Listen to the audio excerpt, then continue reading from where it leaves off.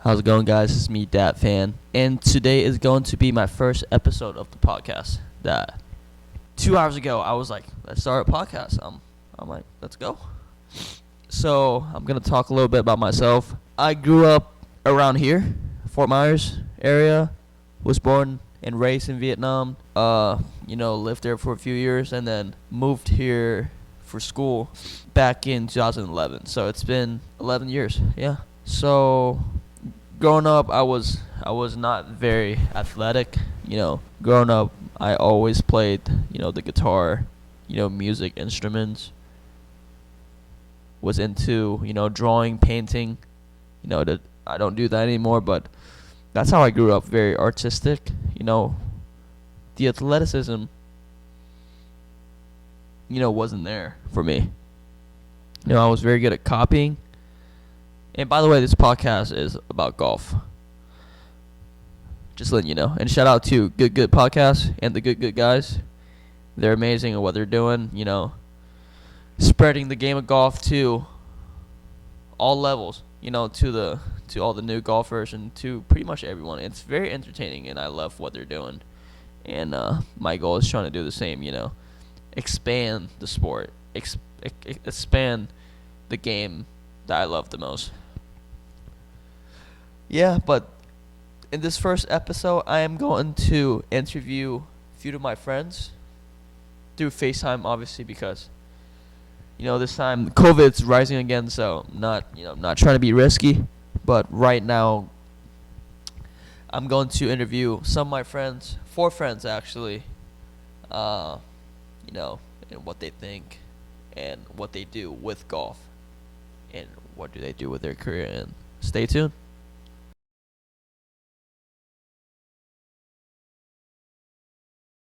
All right, guys, we're here with Drew Shalfo, one of my best friend, really good player. Grew up in Gainesville, but he's going to school down here at Florida Gulf Coast University, attending the PGM program. Really good golfer. What would you say your handicap is? Right now it's a plus 2.7, but I'm probably playing like a plus 1. Okay, so obviously you're a pretty good player. What would you say five main tips that you would give to someone that shoots, consistently in like the 80s, to for them to score lower and enjoy, playing better golf? So it's all situational. Like I've worked with a bunch of people like that, and it all depends on how much time you have. Because if you have a ton of time, I'm going to give you more specific tips and more challenging things to work on that are going to take time. But if you just are like a once a week golfer, don't like to practice, don't like to do any of this or that, like I would suggest the first thing I would have them work on is I would want to go out and see how they play. And then, but one thing you can focus on is course management, and being true to yourself on the course. Like I've seen guys, they think they can hit their 7-iron 190 when they realistically hit it like 150. Okay. And if you got a guy that's 190 out and pulls out a 7-iron instead of a 5-iron, he's going to end up 40 yards short. There's two more shots or a shot, like how to do a stroke. So course maintenance is a big thing. And as far as like ball striking and stuff like that, it's really important to get the basics down first. Like say, depending on what type of shot you hit, make sure you have the correct grip. Look it up. If you're trying to hit a draw, have a little bit of a stronger grip. If you're trying to hit a fade, have a little bit of a weaker grip. Like it's all situational on what they're trying to do, what their struggles are. But really focus on short game and really focus on like keeping the ball in play, doing anything you can for like course maintenance. Like you don't need to be, as a 15 handicap, you don't need to be hitting a full swing flop from 20 yards away with 10 to 20 feet of green. Like take out your pitching wedge, take out your 8-iron, use a putting stroke. There's 10 feet at worst instead of you could blade or chunk it with a 60 degree. Like this is just stuff I've seen firsthand, and it's the biggest thing in my opinion is course maintenance. Like I've seen a guy go out, average a 92. We focused on course maintenance. He came in with like an 84. Like it's such a big difference knowing what to use, when to use it, how to play, and stuff like that. So, why do you play? So obviously, I know you're not the best ball striker that I know personally. But how do you do it? To shoot under 74 consistently every time I play with you. So obviously, yeah, I'm definitely not the best ball striker. My tee shots are terrible. I average probably hitting one or two drives in the hazard around. So there's two shots added to that handicap that kill me. Irons, I'm not striking the ball well right now. Usually, I may not strike it the best, but because I've put in so much work and I put in all those hours, like I even not striking the ball well, even my miss hits, I'm going to miss the green by 5 yards. I'm going to miss the green by 10 yards, or I'm going to hit the green and have a lag putt. Like it's that pinpoint, like specific details you focus on. Like for me, I'm not the best ball striker, but compared to like a 15 handicap, that would be their good hit. Like it's just to get to that level, it takes going out on the range, knowing like it doesn't matter what you do in your backswing and like after you hit the ball. It's that like literally that 2 foot, that 1 foot span where if you have the club square and you're able to hit the center of the look at Matt Wolf. Yep. That conventional, no, like that's it just doesn't matter. But yeah, but to answer your question though, as far as being consistently in the low 70s, high 60s, stuff like that, without striking the ball so good, putting for me has been my savior. Like I went from in high school probably averaging 35 putts around to now I'm averaging about 29, maybe a little less sometimes, like anywhere from 28 to 31, which I'm pretty sure is close to tour average. But it's just limiting your damage too. Like if I do hit one out, I'm not going to go try to be a hero and stick it. Like I'm going to put myself in a good spot. Like for example, today I was playing and hooked a drive, hit it in the water on a par 5. I could have ripped like a 3-iron, tried to cut it over the water, put it on the green. Instead, I hit a 4-iron just over like the right side of the water, a little bit more safe, put it 10 feet short, up and down for par. Like it's when I hit my shots, I try to hit them in spots to where even if I make a mistake, I'm gonna be in a water hazard. I can get up and down for par. I'm trying to avoid OB as much as I can, and that's not a good way to play. I'd rather play to my misses in the rough, but for now it's just short game and limiting my damage, and I think that's the biggest thing. You're probably one of the better putter I've played with in a long time, and I consider myself a pretty bad putter too. So, what's next for you with golf in terms of playing tournaments, being a PGA pro? You're almost done with your PGM degree, correct? Yeah, first things first for my next step is getting my Class A. I'm really close. I'm halfway through the final level. I got a portfolio submission, one more test, and the approval into the PGA basically through Terra, final interviews, stuff like that. So I can't wait for that. Super excited to finally be Class A after all this hard work. Yeah, and honestly, shout out to Tara McKenna. She's the GOAT. Yeah, she's the best. But yeah, so would like to get settled in with a career first, get my feet under me and start out at a good spot, work my way up, stuff like that. Definitely would love to actually put in more work and practice again. Like, for example, this summer I was about to plan some events. I was preparing for events for the first time since freshman year of college 3 years ago, and went from could shoot a 69, could shoot a 81. Like I was super inconsistent this summer. Went back to practicing, would get up at 6 o'clock and go before work, and 2-3 hours a day, range, putting, chipping, everything. Ball striking got super consistent again. Went out for a month or two span and straight and wouldn't shoot above a 74. So it just shows as soon as you get back into it, the grind of things, actually consistently practicing, like I do want to play in tournaments, and that's my point. Like I want to eventually some PJ events probably to start with, but yeah, just got to get that Class A first, and then I can play in events because as a student you're not allowed to play in events yet.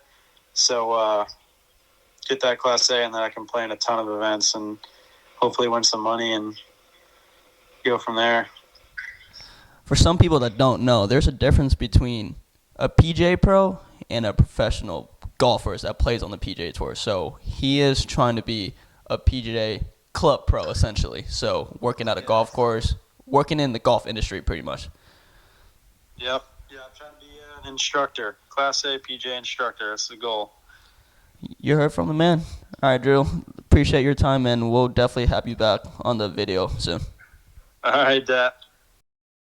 Guys, we have a second person here. His name is Sam Goguen. All right, Sam, go ahead and tell us a little bit about yourself. I was born and raised here in Fort Myers, Florida. I grew up playing baseball and transitioned into golf about 4 years ago. I'm now at FGCU in the PGM, the Professional Golf Management University, and I work at a course down here in Naples. And how do you like PGM so far? It's great, the opportunities and the people that you meet. I mean, everybody in PGM are going to end up being professionals around the country, possibly world, so a bunch of good connections there. And the connections you can get from internships, can't really put a price on it. What's the one thing that you've learned, in terms of being in the PGM program? I've learned that just getting your name out there and just working as hard as you can and meeting new people and going to different clubs around the area and just making connections is going to do you very well in the long run. Yeah, because I know you go to school full-time and you also work 45-hour plus a week, which is pretty insane in my opinion. So obviously, I know that you grew up playing baseball and you just started playing golf around 4.5, 5 years ago. So what are the 5 tips that you would give, to someone if they want to better their game? The first thing I would tell somebody just getting to the game is to just have fun and keep it fun. Don't turn it into a job. At first, just focus on the fundamental things like grip, alignment, posture. Pick one thing at a time and work on that before you start getting too technical with swing plane and rotation and all of that. I would just pick one thing until you get good at it and move on to the next. Those, I would say, are the key points when just getting into golf. And I know that you also teach a lot of, juniors, correct? Correct. I teach a junior camp or a junior program throughout the year and heavily during the summer. And how does that help you with your PJ career? Well, the juniors are, I wouldn't call them like test dummies, but they're good to learn on and see what these kids pick up, and they're just it's good to learn how to teach better with these juniors. As I mean, they're not your typical 60-year-old member who's gonna get mad at you if you're not giving them the right things to work on, the right material. So it's just a good learning process with these juniors, starting young and then starting to work up age-wise. Yeah, I feel like, it's good to start out with junior because, obviously you're 20, turning 21 this year. So your language is going to be a lot different, speaking to these juniors instead of, speaking to all these older members. So I think it's a good thing that you are teaching juniors because, you have to be patient and whatnot with them. They can get a little crazy sometimes. But so what's your plan, in the next few years, and especially when you're done with school and get your, PJ member? My plan is I do want to do a fair amount of playing, but I don't want to be your local club pro, just sit inside the pro shop, the golf shop, just run the club, run events. I definitely want to teach more than not, whether that's juniors, members, um, a lot of playing lessons. I want to get into that. Uh, Possibly use my TikTok platform in a few years. Hopefully, grow that and use that to maybe start doing Zoom lessons for people throughout the world. All right, I asked Drew this question before, but I want to ask Sam again. Why why did you choose golf, and why do you love golf so much? I love golf because it's such a challenge. One day you can go out there, shoot your lowest score. The next day you could literally go out there and shoot your worst score. It's just up and downs, and it's a fun challenge. And it's just a way to get away from the world and everything that entails. So it's just go out there, have fun with friends, play some games. It's always a good time. What's your TikTok handle so the audience can follow you? It is Sam SAM Goguen GOGUEN, no spaces. All right, people, you heard it from the man. Go follow him on TikTok. And Sam, appreciate you being on here, and thanks for your time. Of course, anytime.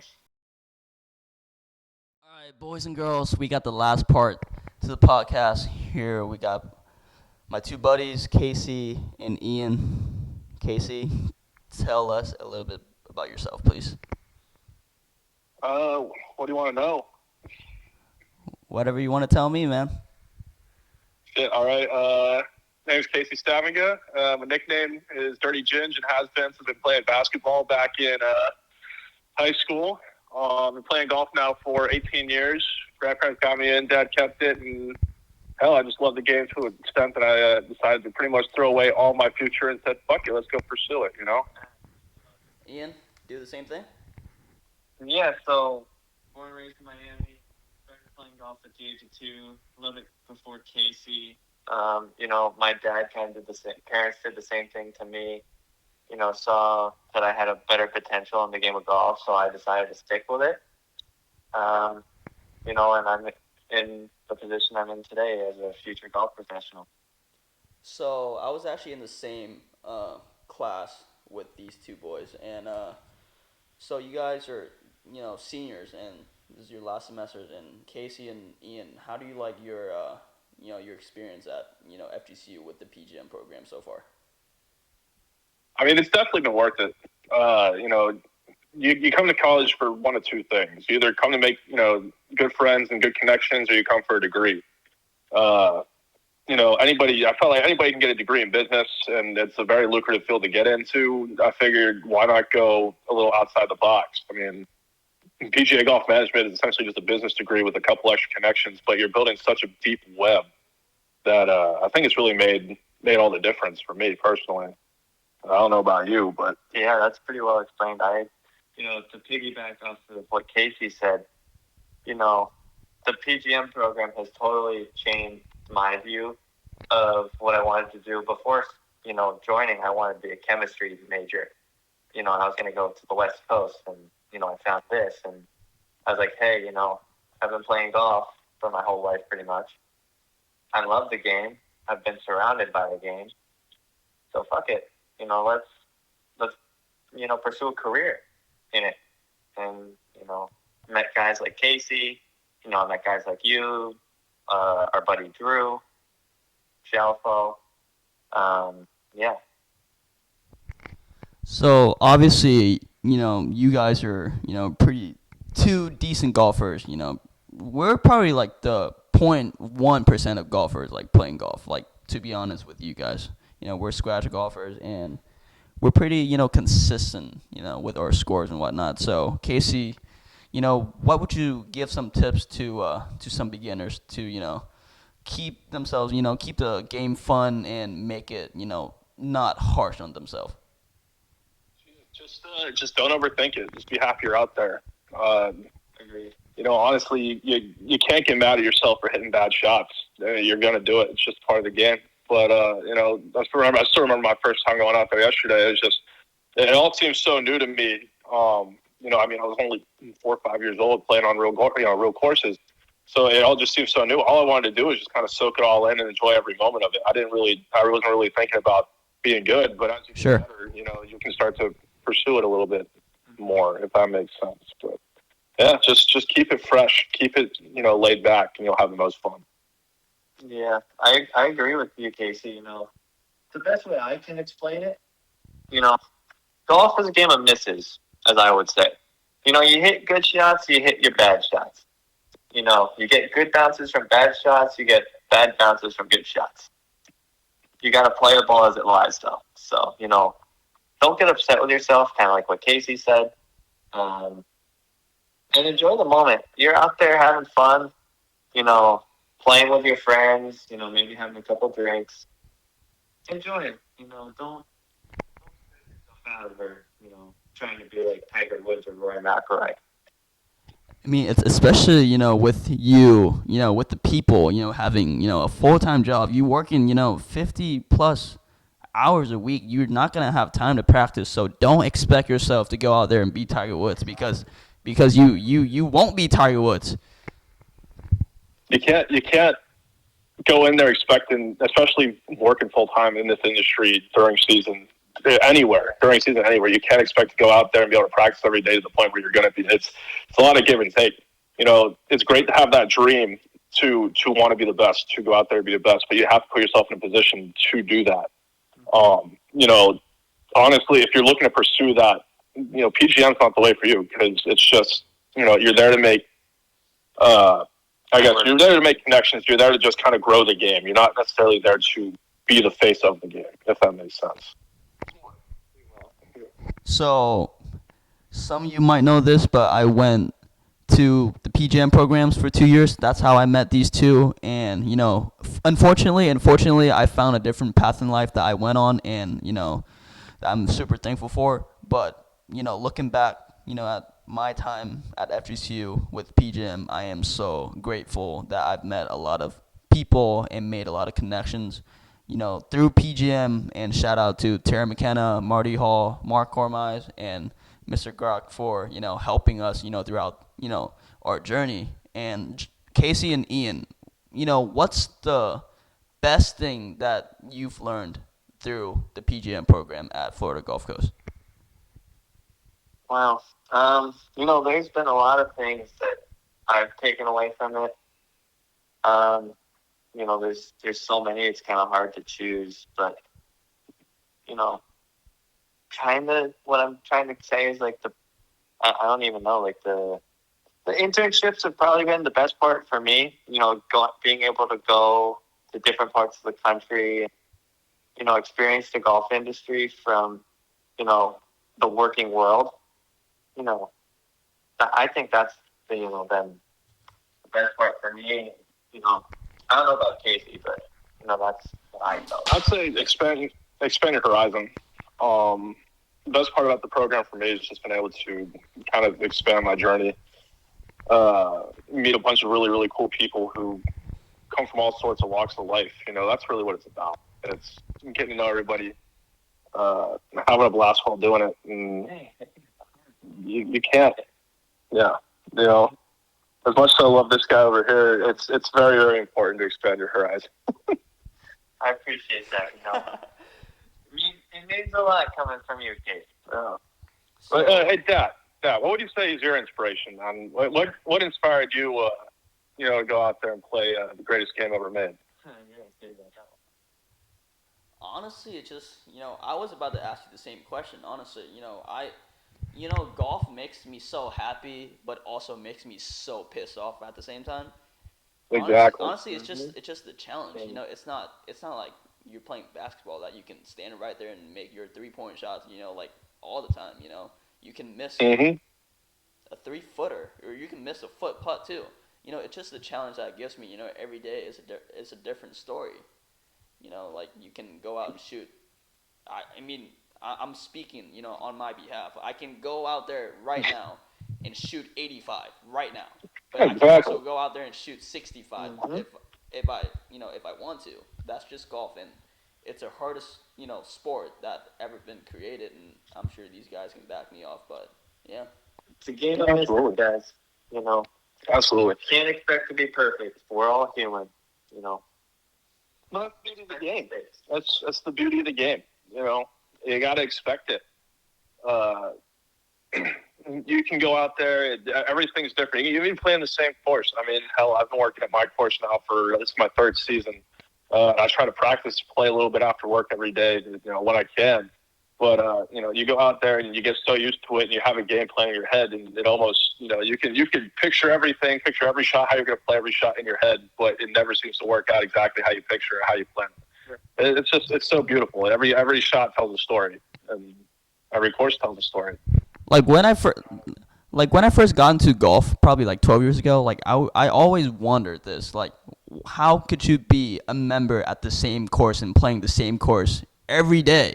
But then now, being somewhat decent at golf and know, a lot about golf, I can say one thing that every day you have different conditions, wind, blows either 5 miles or 20 miles or, no wind or 40 degrees, so every day is a different story. It keeps it interesting. Yeah. It keeps it interesting. No 2 days are the same. No 2 holes are, even though they may look the same. The conditions will never play the same. All right, so the next question for you, Casey and Ian, what's your plan when you're done with PGM and get your PGA membership? God, that's Good question. That is a good question. Go ahead, Casey. You start us off. All right. I guess right now, just kind of utilize that connection while we've been making, and I got a couple different avenues. Obviously, I still absolutely love playing this game. I no doubt in my mind still want to go pursue it and play in tournaments, but it's just about finding the right situation to go and do that. If that doesn't work out, probably get involved in a couple different businesses around here. I don't know. I don't necessarily there's nothing against the private club scene, but having worked in it now for a decent amount of time, it kind of drags on you a little bit. It's nice to have it's nice to have a good relationship with the memberships, but honestly, it's just I don't feel like it's for me. It's more.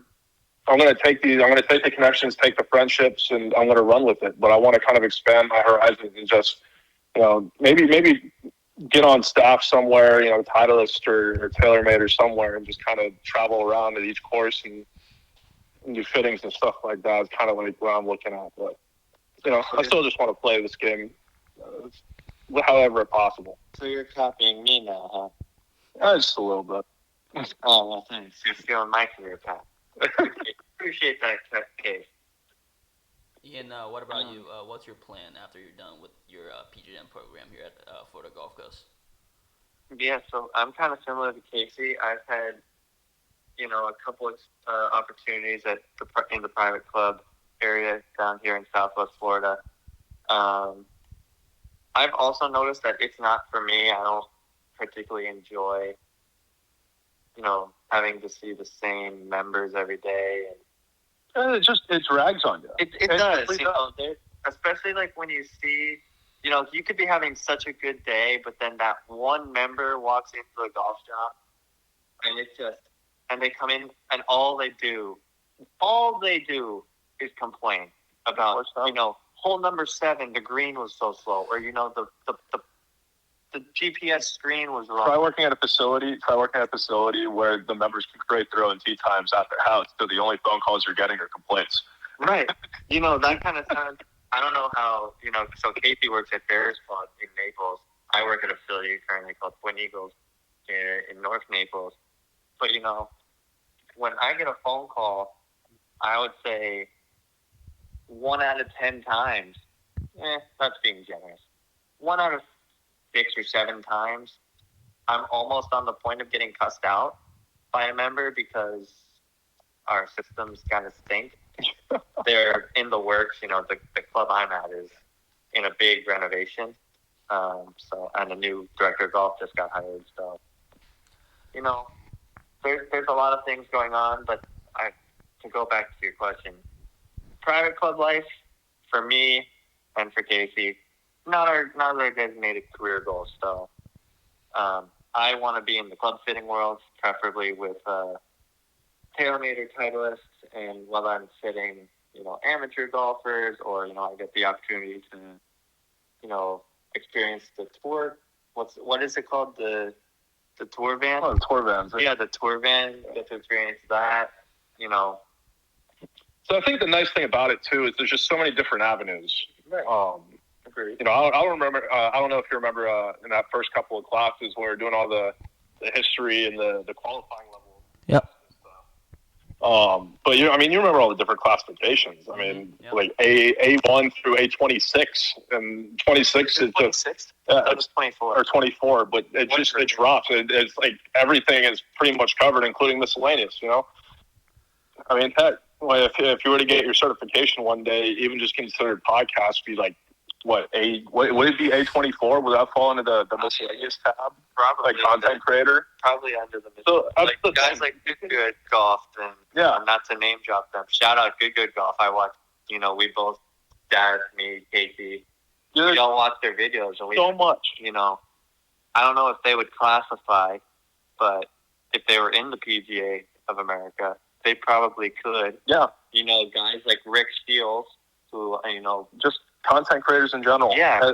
They all qualify. They all classify under a specific designation. Shout out to all those guys, by the way. Great videos. Keep making great content. I don't know about you, Casey, but I watch it. It's great. So sorry to get off on a tangent, guys. Sorry. I mean, like. You're still in school, right? You're still taking classes. Yep, I'm still taking classes. This is going to be my last semester. I'm graduating this May. Hopefully, I'm on track to. Yep, I'm on track to graduate this May. So, 5th year game, but finally, getting it done. So. You getting your service learning hours? Yeah, I am probably 15 more, then I'm probably done. Yeah, so. I only have 15. All right, I'm only at 6 out of 80. So. Oh, well, are you graduating this semester? Summer semester, fortunately. So I've got a little bit more. The difference between me and you is you have 6 months. You've got about. I got like 25 days. You've got to have it by February 1st, right? February 11th. Oh boy. Yeah. Yeah, so as you're good, but yeah, as Casey and Ian talked, there's a lot of classifications. In terms of being a PGA pro, you can be, like he said, a content creator. You can be a assistant pro. You can be a club fitter. You can be a lot of things in the PGA. Obviously, dealing with members, it could be a pain in the butt sometimes, but that's what we're here for. And everybody as a PGA pros has to start in that route. They have to start on that route, and then they can work their way up. But then these guys, they have different passions. Their passions are not sitting in the at the desk and checking people in all day. They want to do club fitting. Some people want to do turf and grass, and some people want to do human resources. And a lot of pros that I know of, they're GMs, so they do there's a lot of things that a PGA pro can do. So yeah. That's the big Even thing. in the teaching world, that's. Or they're teachers too. Yeah, it's like we're not here to be glorified secretaries. So that's how a lot of us start out. We're here to build our own brand, here to build our reputation up with people around us and make something of our lives. Yes, sir, and I do agree with that. And then one last question before we go. It's currently 11:22 now at night, but. Never too late. Yes, sir. All right, Casey, this man is just built different, hits the ball a long way. Casey, obviously. Sorry, off the tee, not to make anything inappropriate. Sorry to your younger listeners. What is? Oh my God! I'm sorry. All right, we got 3 minutes left here, so. Completely derailed. You might have to edit that. Casey, why do you love golf so much? And make it quick too. Okay, cool. Only reason, it's the only thing I've ever been good at. It's plain and simple. I'm not artistic, though I find hitting shots to be artistic, and I can make it work. But I was never good at art and don't really have a science brain. I'm very math oriented, but it's just, it's the only thing I've ever been good at. So I think that's probably my biggest reason for being so passionate about it. Mr. Shapiro, why do you love golf so much? There's a lot of reasons, but it's just because, you get to play with all your friends who you've made. And, you, like Casey said, you get to hit different shots and be artistic with it. I was never artistic either. I was a multi-sport athlete in high school, but, golf became the game that I just grew up with. I grew up with it. So, for me to step away from it after 20 years in it, it's kind of hard. So I don't plan on ever stepping away from the game. So that's where we are. So yeah, what would you say makes you passionate about it? Yeah, I just love golf. I know man. I love golf. I mean, like I said, I was never athletic growing up. Like I was really good at like copying, like swings. Okay. So, I grew up watching a lot of Justin Rose, a lot of Tiger Woods, and trying to, copy their swings. Even I mean, a lot of people know this. I'm very artistic.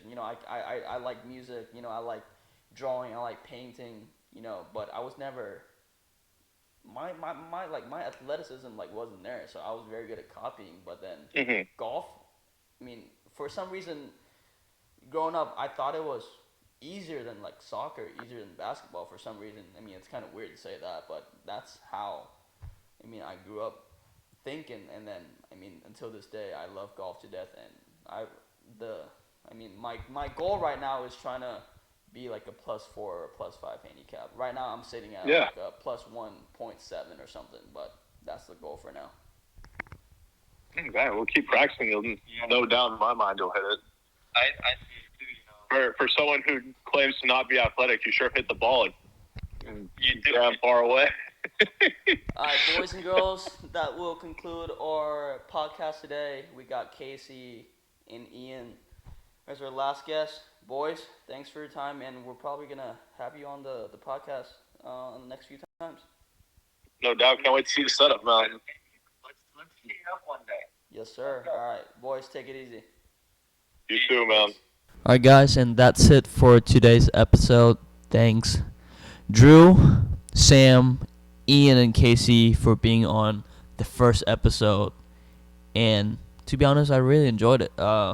Enjoyed talking about life, about golf, about careers, what my best friends want to do with their career and their lives, and it's pretty amazing and wholesome to listen to their stories. And hopefully you guys enjoy that podcast that we just did. It was very spontaneous, but I'm glad I did it, and I'm glad I filmed everything that I did. And stay tuned for the next episode, and maybe we'll have someone special. Thank you guys, and have a good day. Thank you. Bye-bye.